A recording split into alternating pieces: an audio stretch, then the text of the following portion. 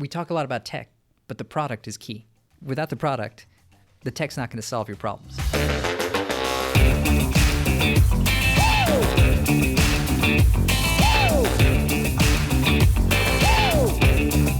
Hi and welcome to another episode of Fashion Made. Today we are sitting here in New York City and I am with José Chan, Professor of Parson School of Design and member of the founding team of Celect, which is, well, José, you can tell me a little bit more about Celect. Sure. It's a machine learning platform that optimizes inventory across the supply chain by predicting future demand. Okay, pure and simple.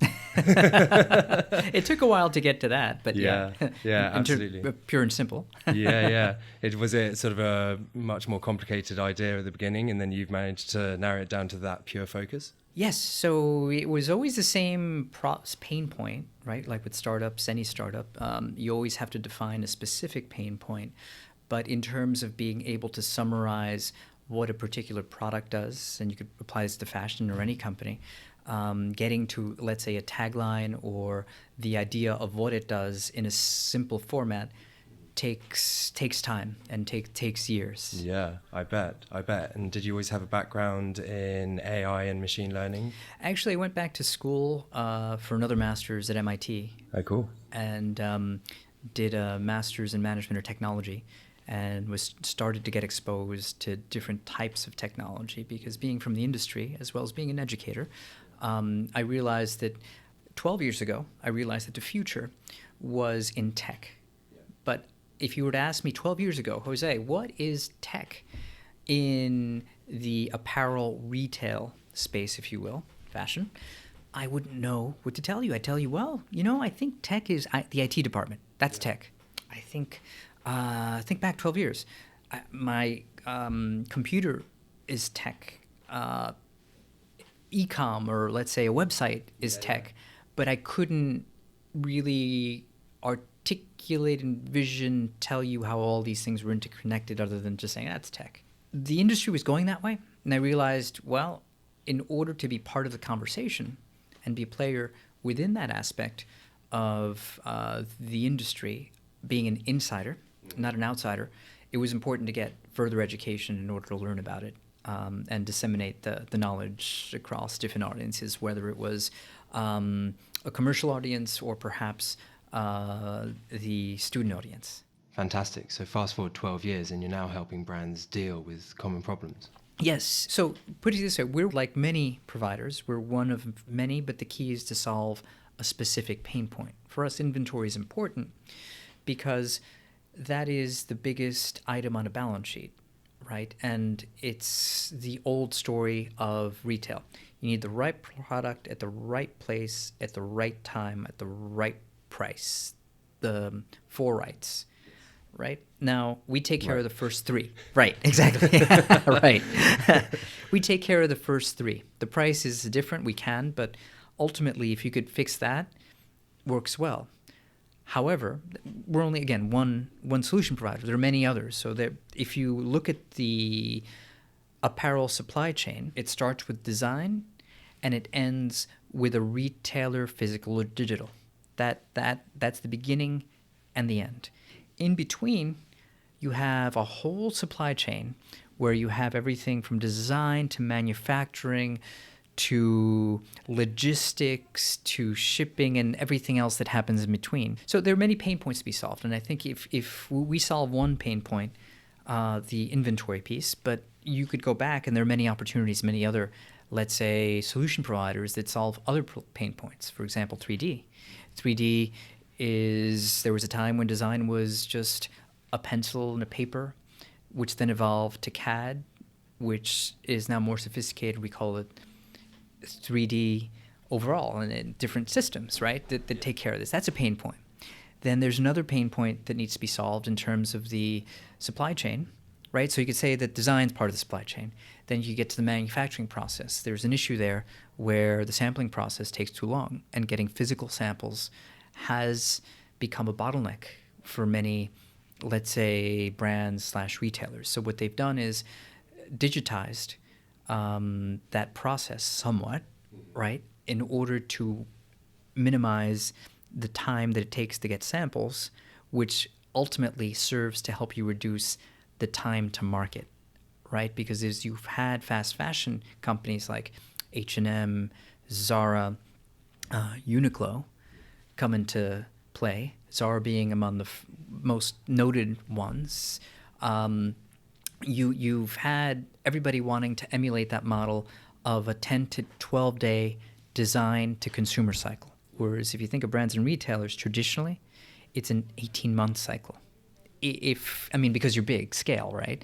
But to reduce the 18 months to 14 to 12 months, let's say, reasonably, that's a big stride. And that helps you get closer to solving that pain point of getting to your consumer, getting them things more quickly. Yeah, it brings to mind the H&M, Zara case studies.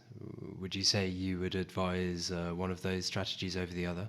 Look, I'm agnostic, but I'll tell you if you read what's been going on with these two companies, I'll tell you specifically. With a company like Zara, they already have technology, machine learning, for example, baked into their process, right? That they're, from the beginning, think of them as probably an original new retail company, right? Because their processes were built from scratch. So it's not like they're plugging in new processes into an existing process, which is what's happening with a lot of brands/retailers today that have existed. They were able to create it from the start and over time add. So they're very much ahead. So I believe there was an article this past week. If you just Google Zara and technology, you'll find an article that talks about how for many years they've been leveraging technology, which is what is part of their success, among other things, right? The supply chain. So what are the things that make them successful? Mostly that they own a lot of their fabric mills within Europe, which makes it closer. And they're produced in Europe mostly, right? Maybe parts of it in different parts of Europe, but you could get your fabric, if you could get your fabric quickly to your factories and at the same time turn it into a product quickly and then ship it logistically, and that takes work, to a store quickly with the feedback that you're getting, you have a winning model, which is what everybody's trying to emulate to 10 to 12 days. On the flip side, H&M, their issue is that they have had no technology or very little. So if, again, you just have to Google this, H&M, and just look at their earnings. Their earnings about the last set of earnings about a month ago were horrible. I mean, it's not gone well for them at all. Well, too much merchandise. Because in the world that we're living in today, and as it goes back to the earlier part of our conversation, I realized that personally, I need to be in the game personally. I needed to know about tech. I think late in the game for them, and they're much larger than I am, so there's no comparison. It's just more of conceptual comparison more than anything else. They didn't act on the fact that they needed technology. And there's technology today that could help minimize excess inventory, optimize your buys. And there are many solution providers that do the merchandising, and it could be any solution provider, again, agnostic to this, but they just needed to look outside of themselves in order to realize there's something there. So if you were to read, again, you could Google this online, H&M has a big initiative now where the CEO has said, we have a big digital initiative and we're going to bring in technology to help us with our problem because you need some of that on the back end. And that's only one of the things they could do, but they need a lot of help in different places. Have you given them a call yet? No. Not me personally, but I think someone on the team has. I should hope so. When it comes to AI technologies at the moment, I'm quite interested to, I guess, know what maybe some of the biggest problems, kind of challenges are with it at the moment, but also maybe looking more positively at the future, what are actually some of the biggest opportunities? So, I mean, if you could name maybe the biggest problem with AI right now, in your opinion, could you name one? Yes. The biggest problem with AI is that every brand in retail retailer in the world is talking about AI. And if you look at the consulting or business, let's say, questionnaires, surveys that are talking about the need to use AI in retail slash brands, everybody's going to say resoundingly, we need it. It's part of our strategic mission. We need to have some sort of technology, whether they call it AI or not. It usually, they mean AI, but technology is a catch-all. That's great. The problem is that they don't exactly know how to leverage it or what is right. So the big problem isn't the technology. The big problem is the human problem of the change management and it's very simple. It's how do I take this into my existing company infrastructure? I'm not a new retail company that just started and I grew up with this, but I'm trying to catch up to the new retail companies and leverage different types of technologies.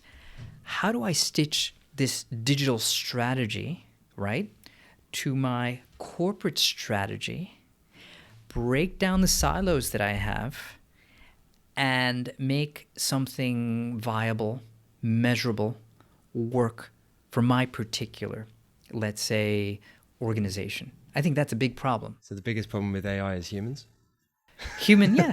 Change management. Yeah. If I had to sum it up, it's really the change management component of how to integrate it within existing processes, because that's really what we're talking about. It's not a tech problem. Tech could solve incredible problems, but if you can't apply it, or you can't apply it consistently, or you can't get actionable insights from it, then it's like a piece of software that you spend a lot of money on that you just don't use, which is what I'm getting at. And so one of it is the change management involves many layers. It's having the strategy, and two, even with the strategy, it's ensuring that it is actually used in specific areas.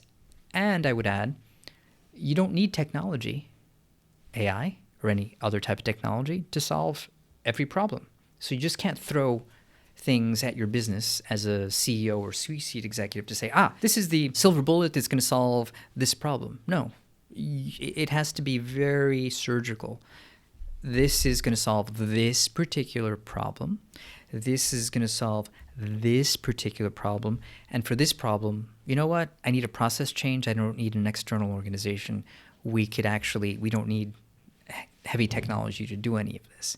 So the other thing is read separate. So I think that answers that. But separate is you have to think that companies are also looking for end-to-end solutions. Whereas today, there is no end-to-end solution to any of this, which is why a strategic roadmap, in order to plug and play technologies that you actually need to solve a pain point, fit in. Well, once we overcome that change management aspect, I mean, what are the biggest opportunities? That's a great question. I mean, that's success. So, for example, you're right. That is the hardest part, but I think we're still in the early days. And I'll give you a case study. I saw a presentation given by the CEO of a company called Children's Place. And Children's Place is an American retailer with about 300 brick and mortar stores that effectively just sell, just much like its name, children's clothing. She took over the company, and the stock was at roughly $30 some odd, which was very low for them, right? Just to put it into context. And it was failing, essentially. So she explained her strategy, and this is the case study. So this is at a public talk, so I'm not speaking out of turn in terms of what she said. I'd have to bleep anything out then. Yeah, exactly. That's why I bring this up, so you don't have to bleep it out. So she said there were 4 pillars, maybe a fifth. But the first is she had to get the product right. The product had to be right. So she had to, 1, find the right merchant head to take care of the product in order to make it palatable to their customers, because that wasn't working. That was the first part. The next part was systems, getting the right systems into place, not necessarily technology, but just systems. everything was being done manually, and there wasn't a cohesive system that let you see inventories clearly across the company or a single view. So ERP systems, etc., right? The third piece was finding new revenue streams that would help them get cash flow in a difficult time. So they expanded out in the Middle East, and they were able to essentially get revenue from there, right? So they had to think creatively, and it worked for them. The fourth piece was store fleet optimization. So this is optimizing their store fleet, making sure that it was in the right sizes, in the right places, not as big as it was, but the way that a customer wanted to shop. And the fifth piece, which ties back to the, let's say, transformation/technology, is what they're doing now, which is adding a digital strategy, right? That actually goes with the corporate strategy and addresses all of the pain points as needed. And they were able to actually bring in a new head where IT and marketing reported into, a chief digital officer, so that everything would be seamless. And I mentioned the siloed mentality earlier. They didn't have to fight anymore. And by reporting into the same person, they could actually have better results and tie back to everything. So that's an example of a company that's doing things right. And so their stock price, if you were to look at it up, the stock price today, it's roughly 100 and change a share. So it's been a remarkable and transformational, let's say, experience for them, but they're only getting started, I think, on their digital journey. But what I'm getting at is, in order to have a digital journey become a successful journey, a lot of support has to come from the C-suite, along with everybody else across the organization. If that doesn't happen, then you can have the best technology in the world. It's not going to make a whole lot of difference. Yeah. I mean, that's part of the cultural change, isn't it? Mm-hmm. Yes. Like, when people talk about cultural change, you immediately think of getting the people that are using a bit of software or something to adopt it and use it and be happy about it. Or at least for me, that's what I think. And I know when people talk about cultural change at a lot of events that I go to, it always seems to be the focus. But sometimes you have to change the culture above you as well, or try to, at least. Yeah, exactly. Above, well, look, it starts somewhere, but you need a change at the top, a change in the middle, a change in the bottom. So it's in business transformations, right? Still very much related to tech, because that's really what we're talking about. The transformation corporately has to happen top down, bottom up, across, all over the organization, but it has to start somewhere. And you need champions at different levels. And if you don't have the vision at the top, you just end up like, unfortunately, Sears Kmart, right? Which is sad, because it's every month that you read something, they're selling something else off, right? They're selling off 10 more brands and spinning it off. They're selling off more stores. They're closing down more stores, and you don't hear about the growth, which is why we hear about the retail apocalypse, because it's still a large company. Any hit that they take would probably hit them all, right? Any hit that a JCPenney takes, mall anchors, right, makes a mall empty. Who are the new tenants that are anchor tenants in some malls, not all? Apple and Tesla. Those are anchor tenants nowadays, which is, if you think about it, 10 years ago, Tesla, Apple, anchor tenant? It's Macy's, or at least in the US again. It's Macy's. It's JCPenney. It is any other company, but not Apple or Tesla. I'd like to finish off today by looking into the future somewhat. When you sit down and think about all of the possibilities, what is the thing that you find the most exciting? That's a good question. I mean, experience, right? I think experience is timeless, the word. But the context of experience is not timeless. So the experience that you or I would have expected 10 years ago from any brand retailer was one. But compared to the experience we have today, it's completely different. And so to answer your question about the future, it should be an experience that is contextual and very much a signature of a particular brand. That is, the experience that you and I, for example, would expect from a Louboutin, if we were walking to a store, would be very different from the experience we would expect from a Selfridges, which would be very different from the experience we would expect from a Burberry. 3 great brands/retailers, but they're very different experiences that we expect. So it has to be tailored to each one of those, but ultimately it has to be an experience that has key elements, which I think are missing in today's experience, that perhaps for some was not missing in the past, but has to be part of the future. Specifically, walking into a store, small format, pop-up, physical, because it complements digital, needs to be an experience. It needs to be special. You need to walk in, and it need not be expensive, right?